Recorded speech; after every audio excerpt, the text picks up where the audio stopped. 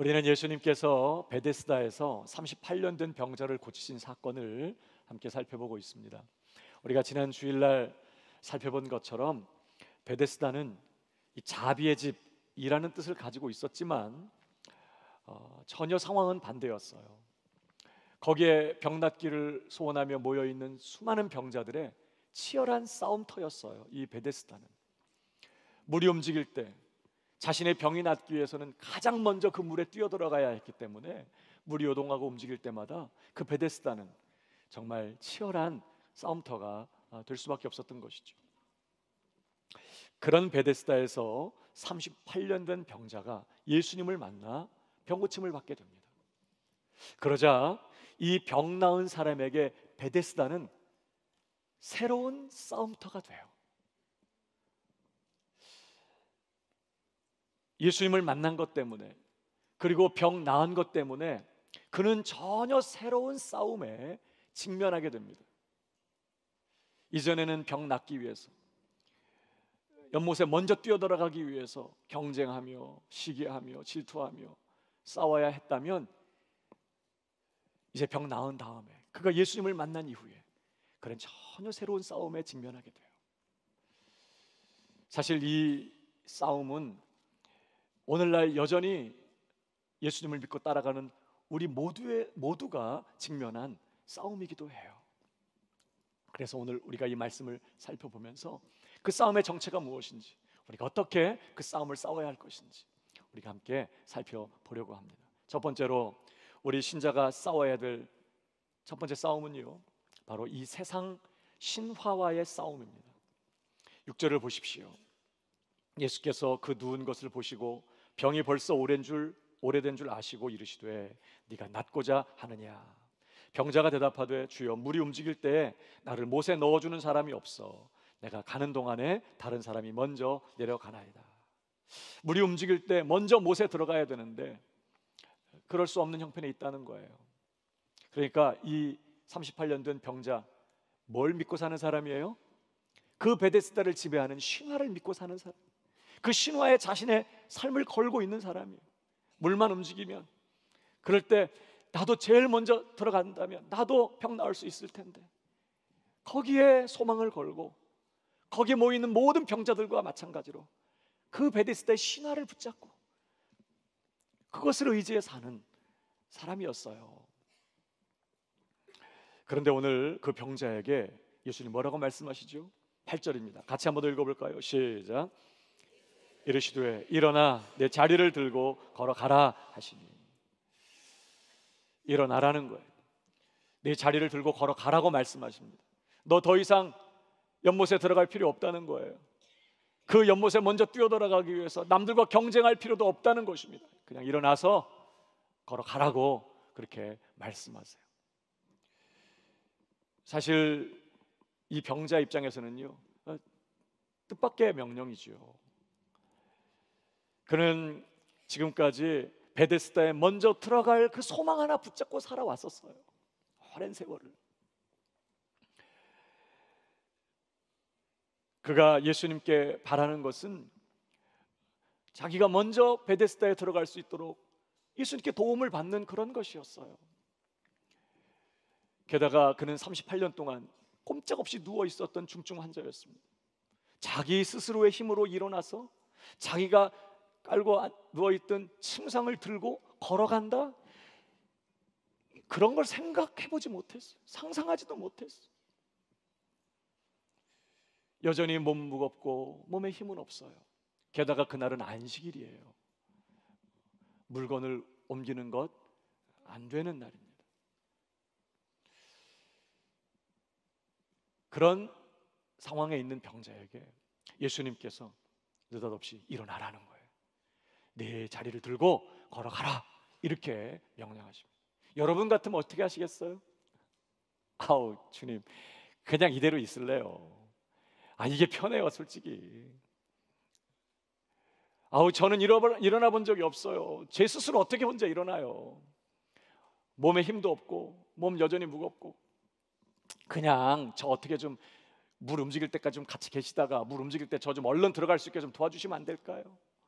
오늘 안식일인데 어떻게 이걸 들고 가요? 안 돼요, 주님. 이렇게 대답할 수 있겠죠? 그런데 말입니다. 오늘 이 병자 어떻게 하죠? 9절입니다. 그 사람이 곧 나아서 자리를 들고 걸어가니라. 이날은 안식일이었다. 그는 즉시로 일어났어요. 그리고는 자리를 들고 주님 명령을 따라서 걸어갔습니다. 어디로 갔을까? 몰라요. 하여튼 걸어갔어요. 네. 여러분, 예수를 믿는다는 게 뭐죠? 예수를 믿는다는 게 뭘 의미하죠? 예수를 믿는다는 거, 교회 출석하고 예배 시간에 앉아서 예배드리고 그런 걸 말할까? 예수를 믿는다는 것은요, 이제부터 예수님이 내게 뭐라고 말씀하시든지 그대로 하는 사람이 되는 것입니다. 그게 예수를 믿는다는 말의 의미예요. 성경은 우리더러 예수 믿으란 말 없어요. 주 예수를 믿으라. 주님이신 예수를 믿으라는 거예요. 다시 말하면 예수님을 주님으로 믿어야 된다는 뜻이죠. 여러분, 정말로 예수님을 주님으로 믿는다면 믿는 그 순간부터 이제 그분이 뭐라고 말씀하시든지 그대로 따라가는 거예요. 그대로 행하는 것입니다. 내 의지, 내 생각 주장하지 않는 거예요. 그래서 예수님을 주님으로 믿는 그 순간에 어떤 일이 벌어질까요? 지금까지 내가 내 생각 가지고 내 기준 가지고 내 맘대로 내가 주인 노릇하며 살아왔던 내 삶이 끝장나는 것입니다. 내가 주인 노릇하던 나 예수님을 주님으로 모시는 순간 죽는 거예요. 이제 내 의지, 내 생각 없어요. 그분이 말씀하시면 그게 내게 법이고 기준이고 뭐라고 말씀하시니 그대로 따라가는 거예요. 그게 예수 믿는다는 말이 의미인 것입니다. 여러분, 오해하지 마십시오. 물론 우리가 예수님께 그렇게 순종했기 때문에 구원받는다, 그런 말 아닙니다. 여러분, 오늘 이 병자가요, 예수님 말씀에 순종해서 일어나 침상을 들고 걸어갔기 때문에 나음을 얻은 게 아니었어요. 오히려 반대죠. 다시 보세요, 9절. 그 사람이 곧 나아서 자리를 들고 걸어가니라. 사실은 그가 예수님의 능력으로 병이 나았기 때문에 드디어 그가 일어서서 자리를 들고 걸어갈 수 있게 된 거예요. 자기가 막 일어나서 자리를 들고 걸어가다 보니까 병이 나은 게 아니라 사실 그럴 수 없었던 불가능한 처지에 있었거든요. 근데 주님의 능력으로 나은 것입니다. 그러자 그는 일어났어요. 그러니까 여러분, 일어나서 걸어가라고 하는 이 주님의 명령에 순종한 것이 병 나은 원인이에요? 결과예요? 갑자기 질문하니까 또 당황스러우셨어요. 자, 주님 말씀에 순종한 것이 병 나은 원인이에요? 병 나은 결과예요? 결과죠. 나았기 때문에 일어날 수 있었던 거예요. 그가 나았기 때문에 무거운 침상 들고 걸어갈 수 있었던 거예요. 나은 결과예요. 그의 순종은 병 나은 증거였어요. 정말 병이 나은 것을 증명하는 것이었어요, 순종이. 마찬가지로 우리도요, 우리가 주님의 말씀에 순종했기 때문에 구원받은 거 아닙니다. 허물과 죄로 죽었던 우리들이었어요.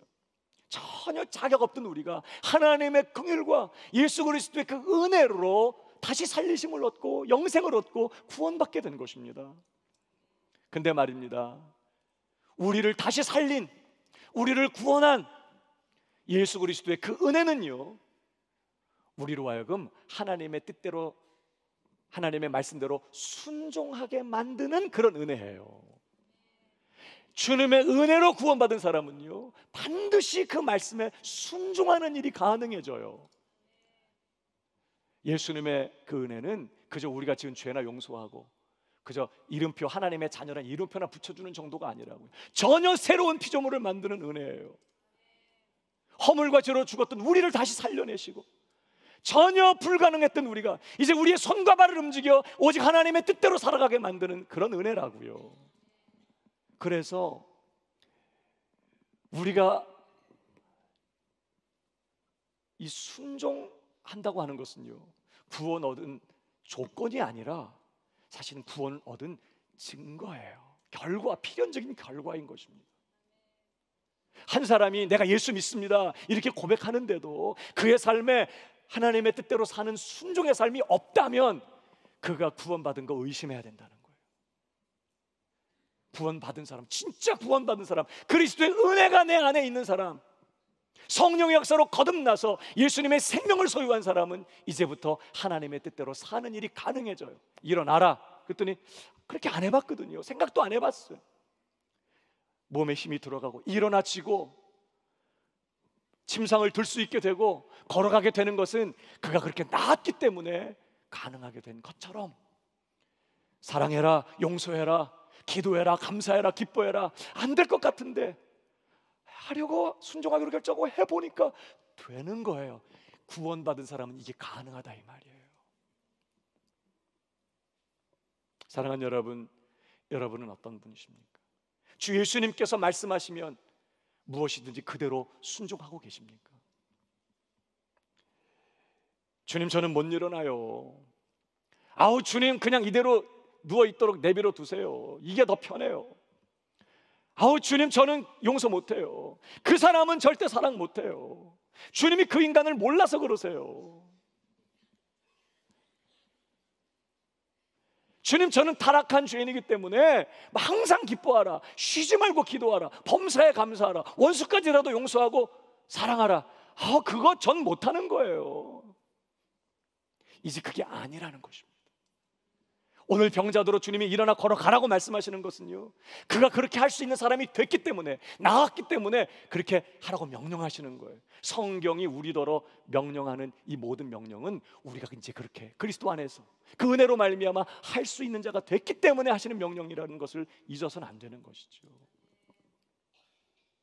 사랑하는 여러분, 거짓된 신화가 지배하는 이 세상 한복판에서 모두가 성공하면 이렇게 하려면 이렇게 해야 돼, 행복하려면 저렇게 해야 돼, 이 세상이 끊임없이 우리에게 강요했고 우리 속에 주입해 놓았던 이 세상적인 가치관들이요, 사람들은 그것을 믿고 그것에 자신의 운명을 걸고 남보다 더 많이 갖추기 위해서, 더 많이 스펙을 쌓기 위해서, 더 많이 소유하기 위해서 비교하며 경쟁하며 살아가는 이 세상 한복판에서 우리가 부름받고 있는 싸움이 뭘까요? 이제부터 나를 지배해왔던, 내가 붙들고 살아왔던 이 세상 신화를 내려놓고 세상 방식을 쫓아 살기를 내려놓고 내게 말씀하시는 우리 주님의 음성에 귀를 기울이고 그가 무슨 말씀을 하시든지 그대로 순종하는 인생을 살기로 하는 것입니다.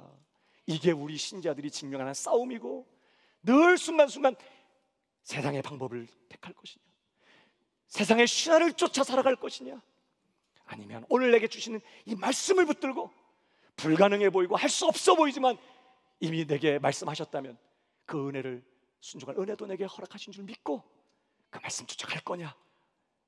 이 싸움 우리에게 지금 주어지고 있다는 거 기억하고, 여러분 왜 사냐고 묻거든 뭐라고 하죠? 왜 그렇게 하세요? 왜 그렇게 사세요? 피곤하게 복잡하게, 그런다고 해서 누가 알아주는 것도 아닌데 남는 것도 없는데 왜 그렇게 앞뒤 꽉 막힌 사람처럼 왜 그러고 사세요? 누군가 내가 믿음으로 살고 말씀에 순종하여 살아가는 그 사람들에게 묻는다면, 사람들이 나에게 그렇게 묻는다면 여러분 뭐라고 대답하실래요? 그냥 웃어요? 여러분 오늘 본문을 보십시오. 10절, 유대인들이 병 나은 사람에게 이르되 안식일인데 네가 자리를 들고 가는 것이 옳지 아니하니라. 그럴 때 11절 다 같이 한 번 더 시작. 나를 낫게 한 그가 자리를 들고 걸어가라. 여러분 세상이 우리더러 왜 그렇게 사냐고, 왜 그렇게 행하냐고 묻을 때 우리의 대답은 이제 단 하나여야 하는 것입니다. 그것이 편하고 그것을 하고 싶었고 그렇게 하는 것이 내게 유익이고 그렇게 할 때 사람들이 나를 좋아해주고 그렇게 할 때 내가 성공할 수 있기 때문이라고 말하는 건 이미 신화에 지배받고 사는 인생인 거예요. 우리의 대답은 하나예요. 오늘 이 사람처럼 내가 왜 이러고 있냐고요? 나를 낫게 한 그분이 그렇게 하라고 말씀하셨기 때문입니다. 내 주님이 나보고 그렇게 하라고 하셨기 때문에 내 감정이나 내 생각이나 내 기준 상관없어요. 주님이 들고 가라고 하면 들고 가는 것이고, 주님이 멈추라고 하면 멈추는 것이고, 나는 오직 주 예수님의 말씀만을 따라갑니다. 그분이 명령하셨기 때문에 나는 순종합니다. 왜 살인하지 말아야 되죠? 그게 도덕적으로 나쁜 일이니까? 아닙니다. 주님이 우리더러 금하고 계시기 때문이에요. 그런 의미에서 왜 미워하면 안 되는 거죠? 주님이 그것이 살인만큼이나 악한 죄라고 말씀하셨기 때문이에요. 왜 간음하면 안 돼요? 그것이 도덕적으로 윤리적으로 나쁜 일이고 그렇게 하면 큰 해를 받기 때문에? 아니요. 주님이 우리더러, 하나님이 우리더러 하지 말라고 하셨기 때문이에요. 아무리 내 속에서 그런 유혹이 올라와도 안 되는 거예요. 주님이 명령하셨기 때문에 나는 오늘 이렇게 사는 겁니다. 이게 우리의 대답이어야 한다고요. 이 싸움을 싸우셔야 되는 거예요. 세상 신화가 지배하는 이 베데스다 같은 이 세상 한복판에서, 그래서 끊임없이 주의 말씀에 귀를 기울이고 그 말씀에 반응하고 주신 그 말씀을 붙들고 오늘 내 손과 발을 움직이며 한 걸음 걸어가기로 하는 이 싸움, 포기하지 않고 그렇게 세상의 신화를 쫓아 사는 인생이 아니라 말씀에 지배받는 인생, 말씀을 쫓아 사는 인생, 오늘 저와 여러분의 삶이 되기를 주님의 이름으로 축복합니다. 이것이 첫 번째 우리가 싸워야 될 싸움이라는 거죠. 두 번째 우리 신자들이 직면한 또 하나의 싸움이 있습니다. 바로 종교와의 싸움이에요. 10절, 유대인들이 병 나은 사람에게 이르되 안식일인데 네가 자리를 들고 가는 것이 옳지 아니하니라. 안식일에 침상 들고 가는 것이 불법이라는 뜻이에요. 너 지금 죄 짓고 있는 거야, 너 지금 잘못하고 있는 거야, 지금 뭐 하는 짓이야, 뭐 이렇게 비난하면서 정죄하고 있는 것입니다. 당시 유대인들이 생활 규범으로 삼았던 이 미슈나라는 장로들의 유전을 모아놓은 책이 있는데요, 그 미슈나에 보면 안식일에 대한 규례만을 모아놓은 내용이 나와요. 거기에는 이 안식일에 물건을 옮기는 것이 39개의 금령 중에 하나였어요. 물건 옮기면 안 돼요. 안식일은 일하는 거니까. 안식일을 기억하고 거룩하게 지키라는 그 말씀을 그런 식으로 많은 금기 조항들을 만들어 가지고 지켰던 것이죠. 그러니까 불법이라는 거예요. 지금 안식일에 이 병 나은 사람이 침상 들고 가는 것이. 여러분, 사실 이날은요, 그 병자에게 있어서는 말할 수 없이 기쁘고 행복한 날이었어요. 38년 동안 알아 누워있던 병자가 그날 나와서 말입니다, 자기가 자기 손으로 침상을 들고 자기 발로 걸어가고 있어요. 얼마나 감사한 일이고 얼마나 기뻐할 일이고 얼마나 축하할 일입니까? 주변에 38년 동안 거기 있던 걸 다 알면서 나와서 걸어가는 사람, 오메 잘된 거, 오메 기쁜 거, 그러면 같이 축하해주고 그렇게 정말 기뻐해 주는 게 당연하지 않나요? 그런데 그렇게 기뻐하고 축하하기는커녕 자리를 들고 가는 그 병 나은 사람을 향해서 오늘 유대인들 몹시 분개하고 있어요. 그러면서 그를 판단하고 비방하고 정죄하고 있는 것입니다. 이게 종교의 실상이에요. 하나님 없는 종교의 실체예요. 여러분, 오늘 특별히 이 병자를 고치신 분이 누구시죠? 예수님이십니다. 그 예수님, 다른 곳에 보면 인자는 안식일에도 주인이니라 그랬어요. 사실 그 예수님이 하나님의 아들로서 하나님이시고 안식일을 제정하신 바로 그 주님이세요. 그 주님이 그날 그 병자를 고치셨어요. 낫게 하셨어요. 그리고 침상을 들고 일어나 걸어가라, 바로 그 주님이, 그 하나님이신 예수님이 명령하신 거예요. 그 명령을 따라서 오늘 침상을 들고 걸어갔어요. 근데 말입니다, 그러니까 오늘 이 병 나은 사람이 침상 들고 가는 일을 보면서 분개하고 비난하고 정죄하는 이 일은 사실 누구를 향해서 비난하고 정죄하는 일이 된 거예요? 예수님, 하나님을 향해서 지금 하나님이 하는 그 일에 대해서 분개하고 하나님이 하시는 일을 자신들이 가지고 있는 전통, 어떤 정해진 틀과 기준 가지고 막 하나님이 하신 일 막 정죄하고 판단하고 비난하고 비방하고 있었다고요. 그래 결국 뭐예요? 자신이 하나님인 거지. 하나님조차도 자기의 생각 가지고 판단해. 자기 기분 입장 가지고 하나님의 하신 일에 대해서도 분개하고 분노하고 정죄하고 비난하고, 하나님보다 자기가 더 높아. 자기가 진짜 하나님이야. 이게 종교예요. 여러분, 우리가 예수를 믿으면서 싸워야 될 또 하나의 싸움이 바로 이 종교와의 싸움.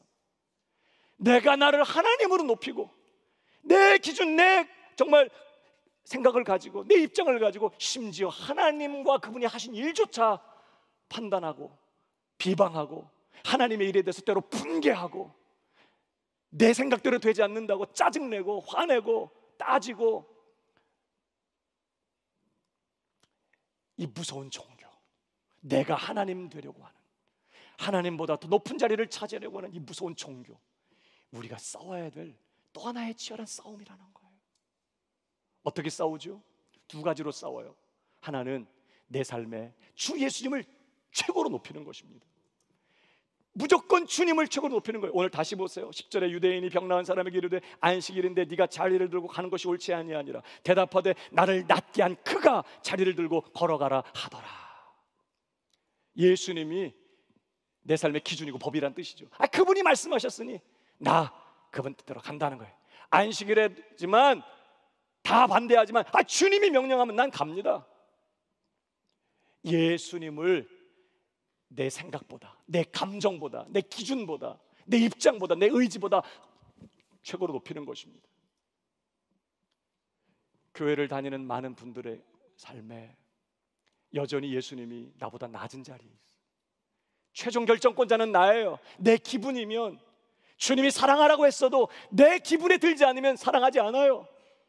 주님께서 나보고 감사하라고 하지만 내 기분과 내 입장에서 감사할 필요가 없다고 생각, 감사하지 않아요. 용서하라고 말씀하시지만 내 기분이 더 중요해.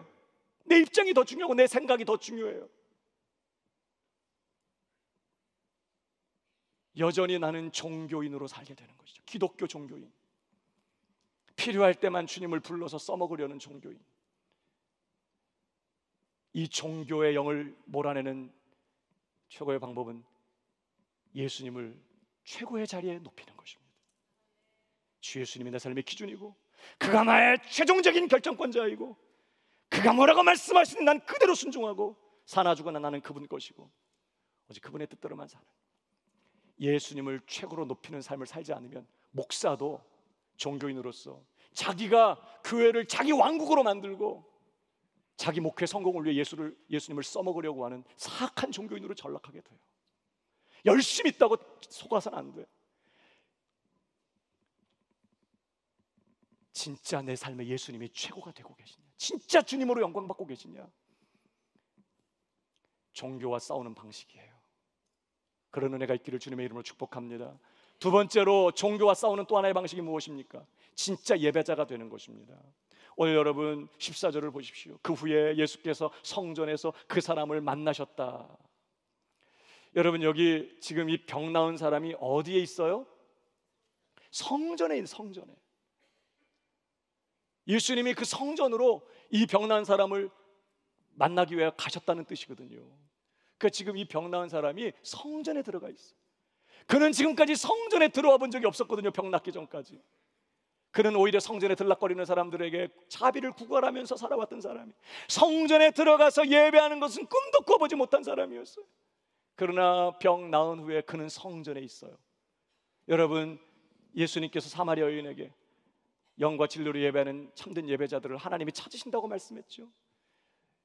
오늘 이 병 나은 사람, 성전에 있는 자가 되게 하기 위하여 예수님은 그를 고치신 거예요. 여러분, 그는 지금 성전에 있습니다. 성전에서 그가 뭐 할까? 성전에서 그가 왜 성전에 있을까? 관광 갔죠, 관광?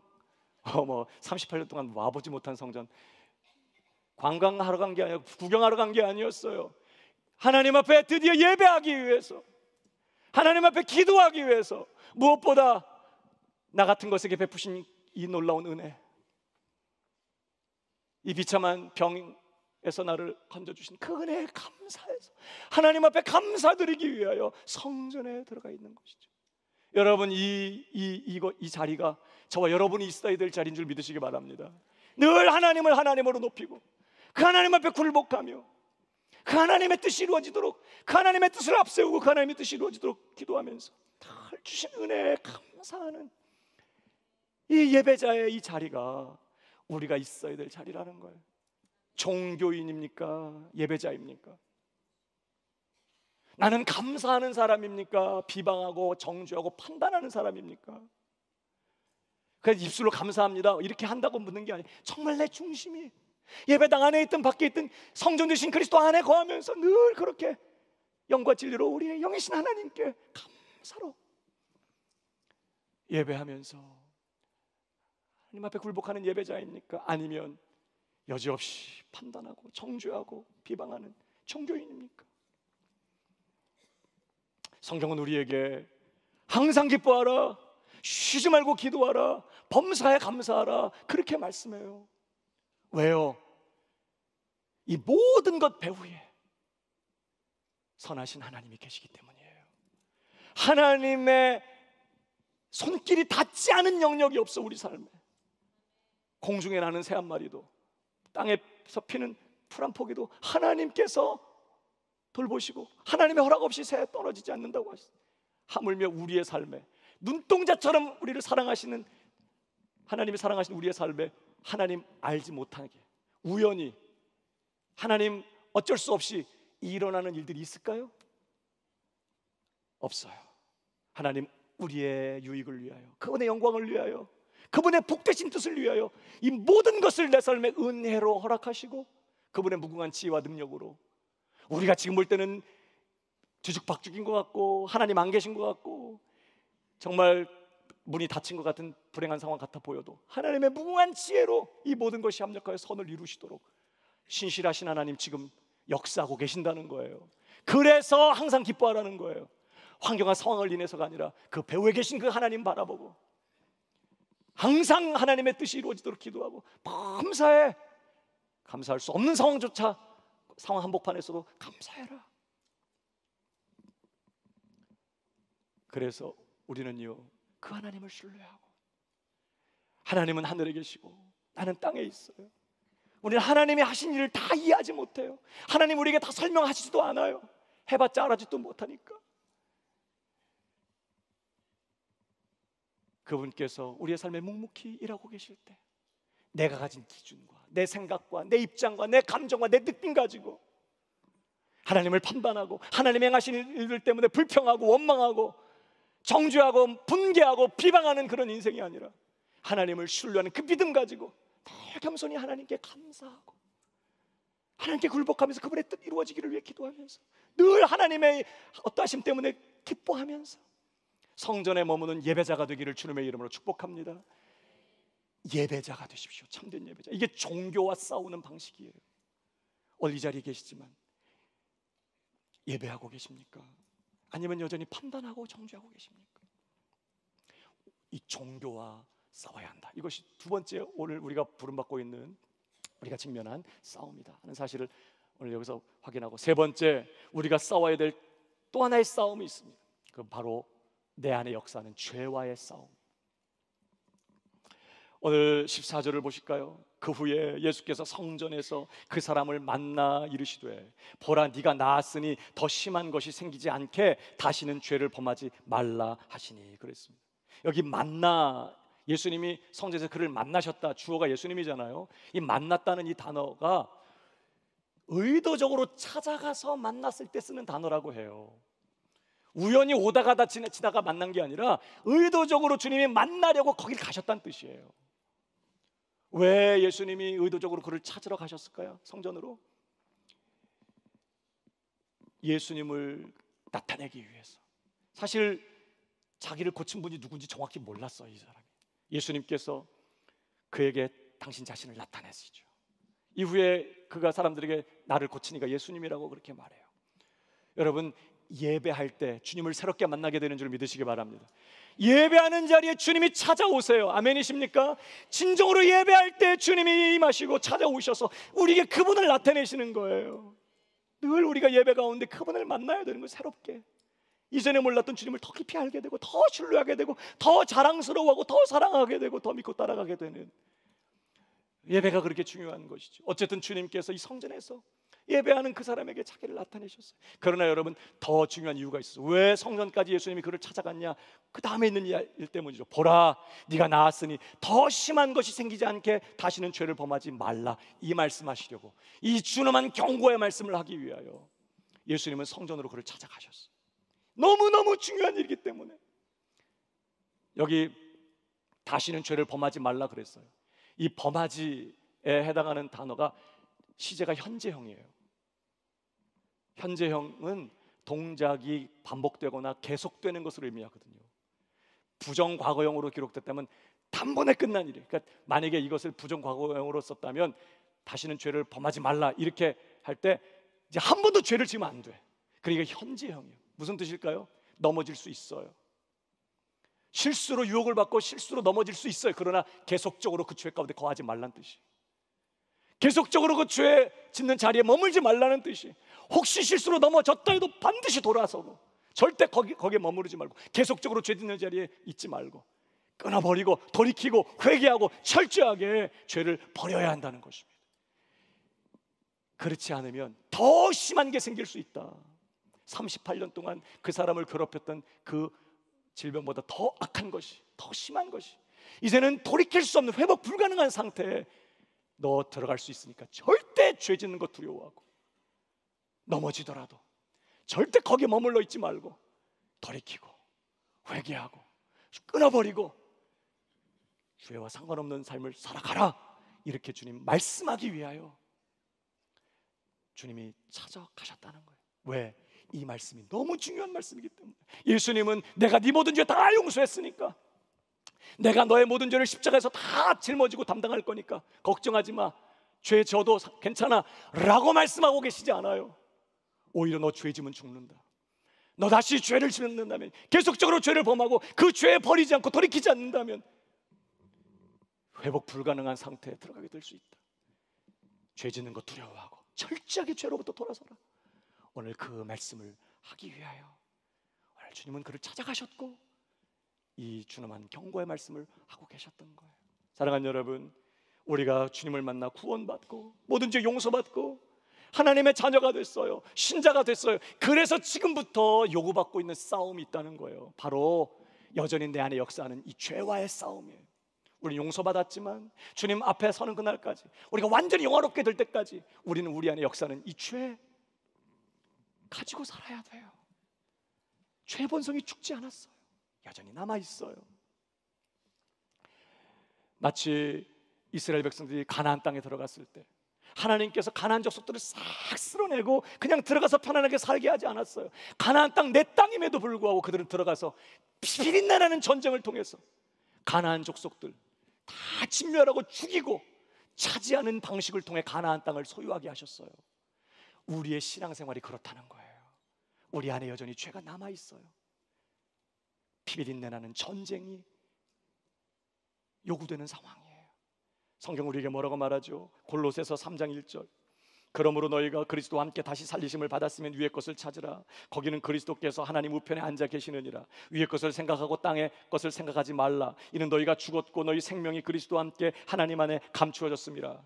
우리 생명이신 그리스도께서 나타나실 그때 너희도 그와 함께 영광 중에 나타나리라. 그러므로 살리심을 받았고 하나님의 자녀가 됐고 천국 백성 됐고 그리스도 안에 감추어진 사람 됐으니 마지막 날 영원롭게 될 그 약속을 가진 자가 됐으니 그러므로 땅에 있는 지체를 죽이라. 곧 음란과 부정과 사욕과 악한 정욕과 탐심이니 탐심은 우상 숭배니라. 여러분, 이런 것들이 다 어디 있어요? 내 안에 있는 거라고요. 밖에서 들어오는 게 아니에요. 어떤 바깥으로부터 자극만 오면 내 안에 있던 것들이 막 고개를 쳐들고 살아나서 나를 집어삼키고 죄 지으려고 해요. 죽이라는 거예요. 고개를 쳐들 때마다 칼을 뽑아서 목을 잘라내라는 거예요. 왜? 이것들로 말미암아 하나님의 진노가 임하느니라. 너희도 전에 그 가운데 살 때에는 그 가운데서 행하였으나 이제는 너희가 이 모든 것을 벗어버리라. 벗어버리는 게 어떻게 해요? 완전히 내 몸에서 분리시켜 내버리는 것을 말합니다. 곧 분함, 노여움, 악의, 비방, 너희 입에 부끄러운 말이라. 너희가 서로 거짓말을 하지 말라. 옛사람과 그 행위를 벗어버리라 그랬어요. 여전히 예수를 믿으면서도 남 비방하는 일을 두려워하지 않는 사람들이 있습니다. 예수 믿는다고 하면서 여전히 내 마음에 악감을 품고 용서하지 않고 분노하고 버럭 화를 내고 혈기 부리고, 이게 내 기질이라는 거예요. 그렇게 살아왔다는 거예요. 뭐 어쩔 건데 뭐 이런 식으로.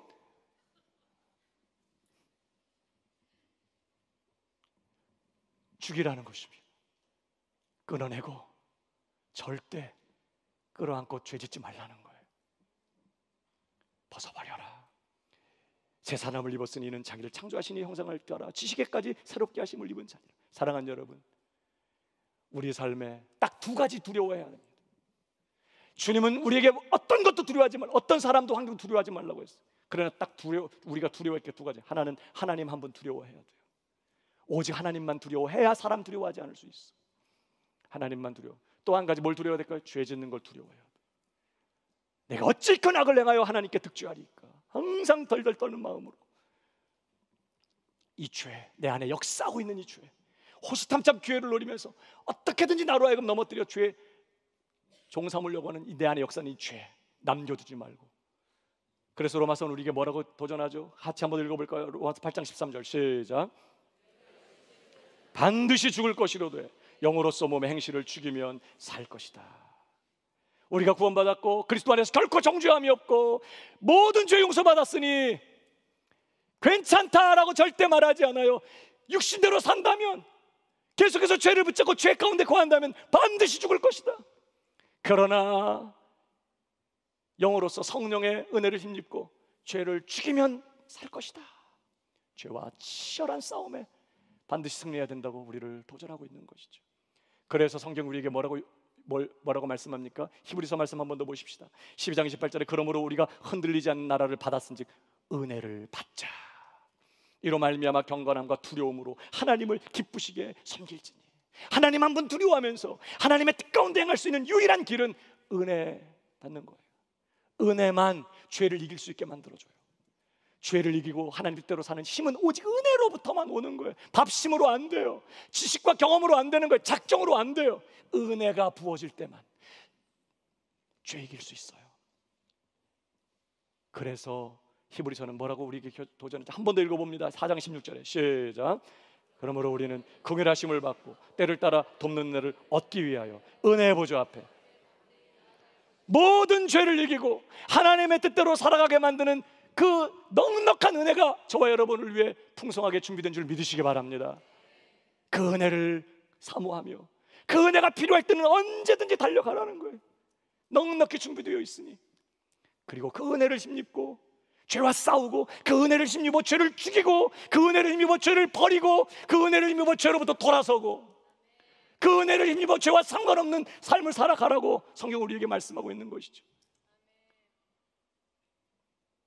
그러므로 죄 짓는 것은 이제 우리의 책임이에요.